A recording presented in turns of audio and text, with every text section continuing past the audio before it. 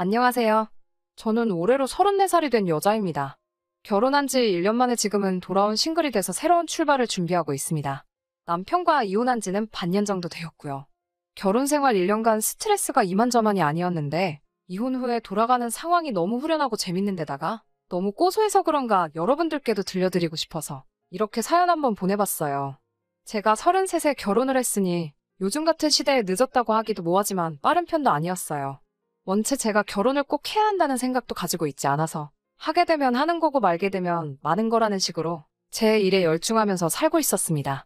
그렇다고 해서 제가 비혼주의자까지는 아니지만 결혼 자체에 부정적인 생각이 있어서 서둘러서 하고 싶지는 않았습니다. 어찌되었든 평생남으로 살아온 사람과 가족이 되는 게 결혼인데 여기 올라온 다른 사연들만 몇 개 들어도 알 수 있듯이 가족이 된다는 게 결코 쉬운 일이 아니잖아요. 제가 제 배우자만 좋다고 해서 꼭 행복하리란 보장이 없는 데다가 의견 충돌로 일어나는 스트레스 같은 걸 감당할 자신이 없었어요. 엄마는 그런 저를 보면서 제 생각이 틀렸다고 나이 먹으면 저도 생각이 달라질 거라고 했는데 그런 생각이 한 번도 변한 적은 없었어요. 그런데 제가 한두 살 나이를 더 먹게 되고 나이 먹어가면서 회사 일에 열중하다 보니 점점 꾸미는데도 관심이 떨어지고 하니까 제가 진짜로 결혼을 못하게 되는 건가 싶어 엄마도 안달이 나셨었나 봐요. 어느 날엔가 저한테 아는 사람을 통해서 선자리 비슷한 걸 만들어놨다고 하시며 워낙에 간곡하게 부탁하시길래 한번 져주는 척하면서 그 자리를 나가게 되었어요. 그때 만난 사람이 저의 전 남편이었죠. 저도 제가 그렇게 결혼하게 될 거라고는 상상도 못했어요. 결국 안 좋게 끝난 제 결혼에 엄마는 그때 자기가 서두르지 않았으면 적어도 저한테 이혼한 여자라는 딱지가 붙지 않았을 테니 매번 제게 미안하다고 사과를 하시지만 저는 그렇게 크게 신경 쓰지 않습니다. 소개 자리에 나온 사람은 저보다 4살 연하의 남자였습니다. 소개 자리에 나가서야 그 사실을 알게 되었고 저보다 어린 남자라고 제가 부족하다거나 한 것도 아닌데다가 그때도 등 떠밀려 나온 자리다 보니 잘 해보려는 의지가 없어서 그냥 그 자리가 끝나면 정중하게 거절할 요량으로 나갔었어요. 남편과는 간단히 자기소개를 주고받고 대화를 나누는데 당시 남편도 별로 의욕이 없어 보이더라고요. 그때는 막연히 제가 자기보다 나이가 많은 여자라 실망했는가 보다 싶어 기분이 썩 좋지만은 않았는데 사실은 그게 아니었어요. 어쩌다가 그런 대화가 오고 간지는 모르겠는데 그냥 식사가 끝나고 원래 계획했던 대로 남편에게 제가 먼저 말을 걸었어요. 저는 사실 별 생각 없이 나온 자리고 처음부터 거절할 생각으로 나왔다는 이야기를 꺼냈는데 남편도 저와 같은 생각이더라고요. 사실 자기도 결혼 생각은 딱히 없는 사람이고 남편의 부모님이 통사정을 하는 바람에 등 떠밀려 나온 자리라고 말을 하더라고요. 홀어머니의 외동이라서 자꾸 자기의 결혼을 서두르신다며 부담스럽다는 이야기를 꺼내면서 자기는 결혼을 서두르고 싶지 않다는 의사를 확실하게 밝혀왔어요. 어쩌다 보니 서로의 결혼관에 대해서 이야기가 오고 가게 되었는데 저랑 생각도 비슷하고 말도 잘 통해서 식사가 끝나고 근처 카페로 가서 마주 앉아 이런저런 이야기를 나누게 되었습니다. 오히려 식사 자리에서보다 훨씬 많은 대화를 주고받았는데 말도 잘 통하고 생각까지 비슷하니 오히려 선자리에서보다 카페에서 둘이 보낸 시간이 더 선자리처럼 느껴지더라고요. 언젠가부터 자연스럽게 연락을 주고받는 사이가 됐고 회사도 서로 가까운 곳에 있어서 자주 만나게 되었고 자연스럽게 만난 지 6개월이 안 돼서 둘 사이에는 결혼 이야기가 오고 가기 시작했습니다. 저와 비슷한 결혼관을 가지고 있었기에 눈치 보듯이 의무적으로 양가에 효도를 하는 건 싫다던지 결혼을 하게 되면 양가에 얽매이지 않고 둘이서 알콩달콩이 잘 살았으면 좋겠다는 이야기가 오고 가니 이 남자라면 결혼을 해도 되겠다는 생각이 들었어요. 결혼 준비를 하던 과정에서 시어머니 쪽에서 한두 가지씩 불만을 이야기하기 시작했어요.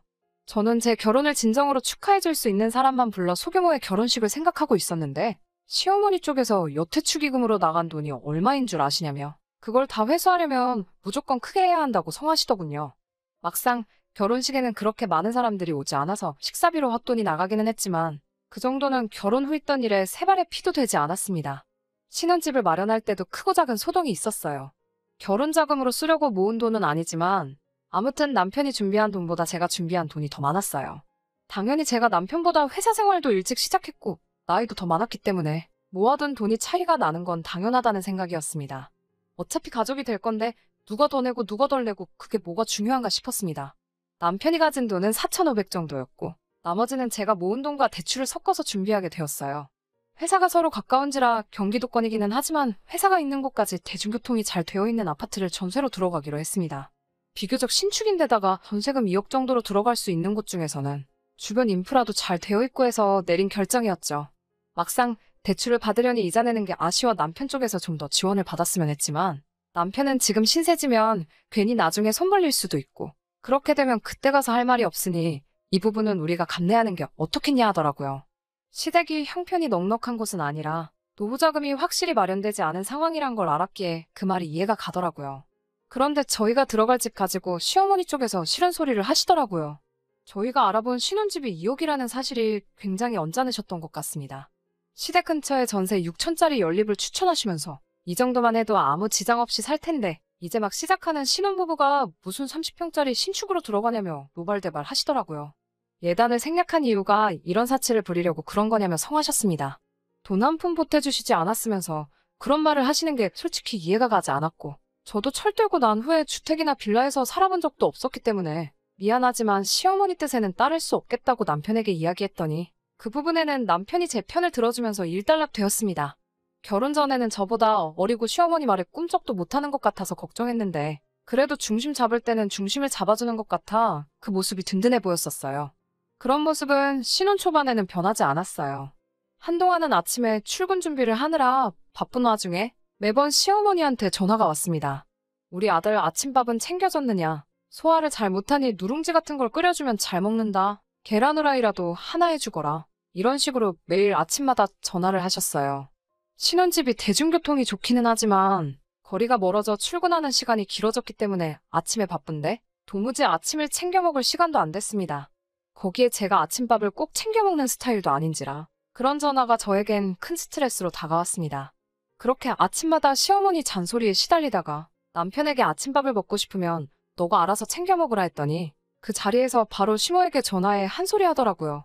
그런 식으로 항상 제 편을 들어주는 모습에 저는 제가 생각해오던 이상적인 결혼 생활을 하게 될 것 같았습니다. 그때까지는 이런 일이 벌어질 거라 전혀 생각해 본 적도 없어요. 시어머니 인생은 시어머니의 인생이고 양가에 똑같이 생활비 정도만 지원해드리면 되지 않겠냐고 했던 남편의 말은 신혼생활을 시작한 지 3개월 만에 돌변하고 말았어요. 어느 날이었어요. 남편이 심각한 얼굴을 하고 긴히 나눌 이야기가 있다며 저를 부르더라고요. 무슨 일이냐 물어봤더니 시어머니께 드리는 생활비를 조금 올리면 어떻겠냐고 물어보더군요. 그게 무슨 뜻이냐 물었더니 시어머니가 건강이 안 좋아지셔서 일을 그만두고 싶어 하신다고 하더라고요. 그래도 아직 환갑도 안 넘으셨고 식당 일이긴 해도 멀쩡히 다니시는 직장이 있는데 무작정 그렇게 하라고 할 수는 없잖아요.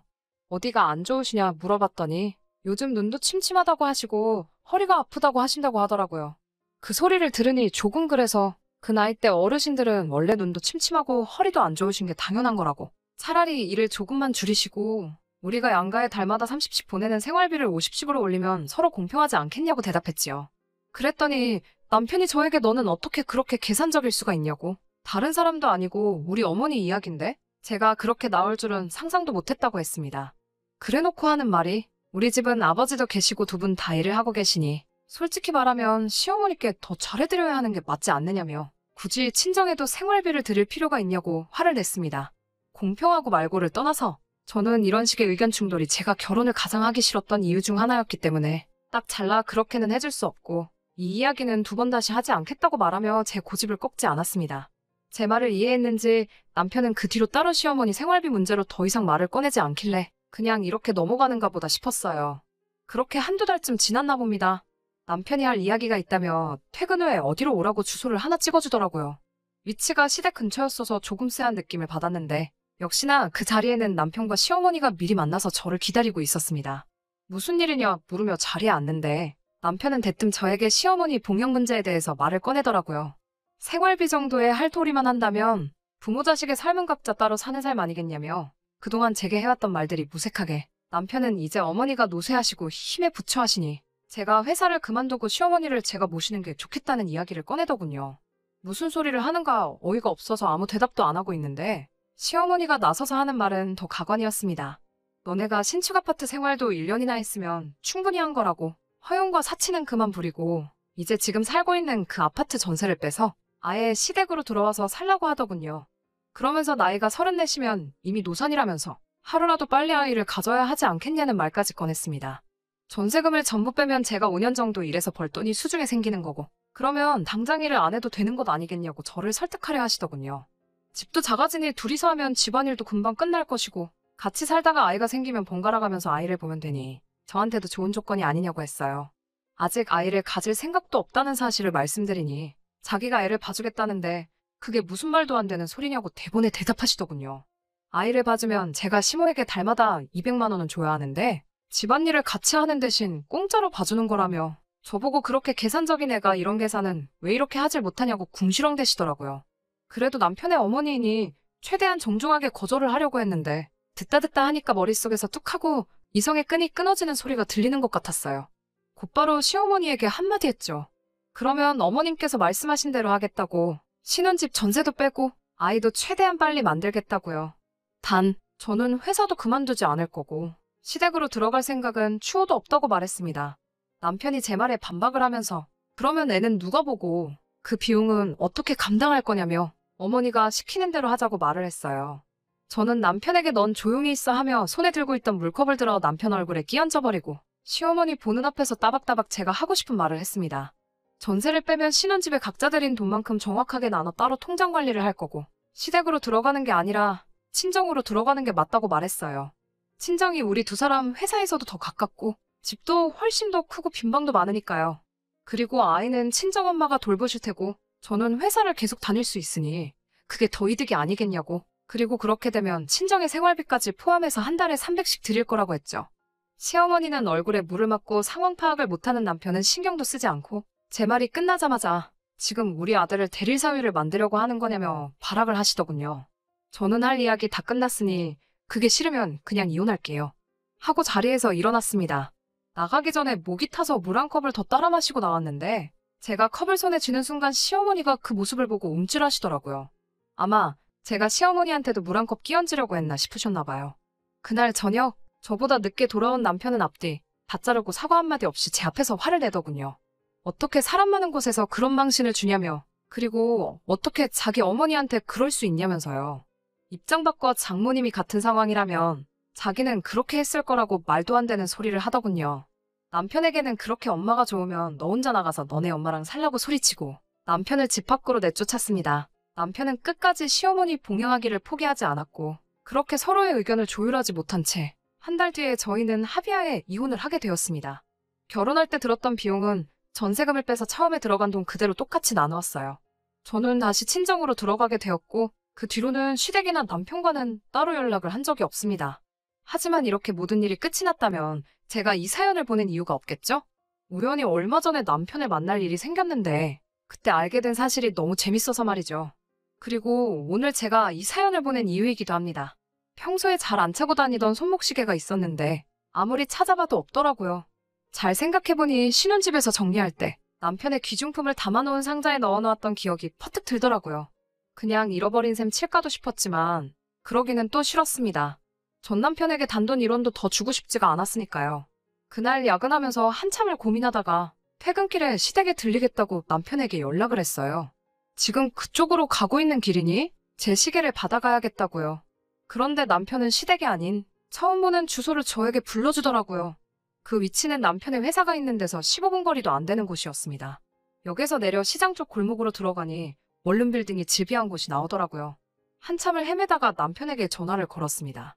남편은 그 수많은 원룸 빌딩 중 한 곳에서 추레한 차림으로 나오더군요. 머리도 기름져서 며칠은 안 감은 듯하고 수염도 듬성듬성 나 있는 게 행색이 아주 보잘것없어 보였습니다. 시계를 받고 가려는데 잠깐 시간 좀 되냐고 하는 말에 이야기를 나눴어요. 그렇게 사랑하는 어머니는 어쩌고 원룸촌에서 혼자 살고 있냐고 물어봤습니다. 이야기를 다 듣고 나니 너무 속이 후련해서 남편 보는 앞에서 푸아하면서 소리를 지르며 웃어버렸네요. 자초지종을 듣자 하니 남편도 저와 똑같이 신혼집을 정리하고 시댁으로 들어가게 되었다고 합니다. 그렇게 한 달 정도 지났을까? 시어머니랑 대판 싸웠다고 하네요. 이제 장가 다 보내놓고 손주 돌보며 며느리 수발받으며 살 줄 알았는데 다 늦어서 다시 아들내미 수발들게 생겼다고 이제는 더는 못하겠다고 하시면서 자기 집에서 밥도 주고 빨래도 해주고 잠도 재워주니 월급의 반을 내놓으라는 둥 싫은 소리와 잔소리를 엄청 하더래요.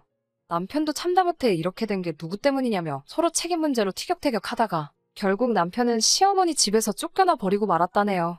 그제서야 남편은 저한테 진심 어린 사과를 하면서 우리 다시 시작해보면 안 되겠냐며 제 앞에 눈물을 뚝뚝 흘려가면서 들을 가치도 없는 소리를 하더라고요. 모처럼 엄마가 그렇게 좋다고 하길래 엄마 품으로 다시 반품해줬더니 엄마한테 다시 반품당한 기분이 어떠냐고 비아냥댔습니다. 시계를 돌려받은 뒤에 이제 두 번 다시는 연락할 일 없으니 너네 엄마랑 알콩달콩 둘이서 재밌게 잘 살려고 말하고 뒤도 안 돌아보고 그 자리를 박차고 나왔습니다. 오는 내내 속이 너무 후련해서 그냥 걷고만 있는데도 웃음이 나더라고요. 아무튼 제 이야기는 여기서 끝입니다. 사람이 겉과 속이 다를 수는 있지만 지키기로 한 약속을 어기는 건 안 된다고 생각해요. 이 사연을 들으시는 분들 중에 아직 결혼을 안 하셨거나 아니면 자식이 결혼을 앞두고 계신 분들에게 제 경험을 토대로 조언 하나 해드리고 싶은 게 있습니다. 아무리 좋아도 남의 집 자식이고 사람은 언제 바뀔지 모르는 거니 결혼 후 1년 정도는 혼인신고를 하지 않는 게 어떨까요? 그러지 못한 저는 이따금씩 후회가 드는 부분이기도 하거든요. 긴 이야기였는데 끝까지 제 이야기 들어주신 분들에게도 너무 감사드립니다. 제 이야기 듣고 다들 힘찬 하루 보내시고요.